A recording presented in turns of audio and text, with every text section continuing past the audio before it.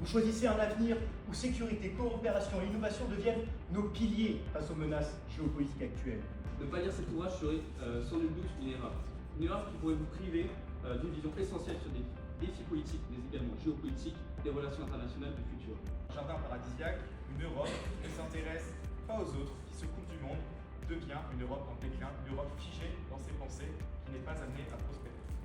Invisible, son futur, mais aussi les risques démocratiques qu'elle engendre. Je défends cet ouvrage aujourd'hui non pas parce qu'il est intéressant, mais bien essentiel. C'est un concentré d'histoire, de géopolitique, de projection d'un thriller, mais aussi le tout saupoudré d'une obsession maritime. Du coup, le livre, c'est La géopolitique du Hezbollah, écrit par Christophe Ayad en 2024. Ce livre, il va présenter tous les aspects du Hezbollah au Liban et son importance. Et le point fort de ce livre, c'est qu'il présente le Hezbollah au-delà de la vision occidentale qu'on a comme une simple organisation terroriste, mais qui montre vraiment son importance dans la société libanaise, qui est définie un peu comme un État dans l'État dans le livre. Et ça qui est intéressant par rapport au biais cognitif de confirmation, parce que lire ce genre d'ouvrage, ça nous amène à ouvrir des portes et justement à pas nous reposer sur des acquis et à voir au-delà de ce qu'on pense en tant qu'occidentaux.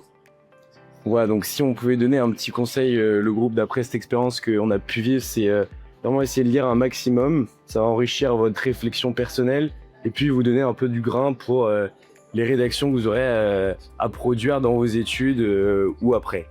Et également, on voulait aussi remercier donc tous les participants et aussi l'administration et Monsieur Louafi d'avoir organisé ce cours, donc le prix géopolitique.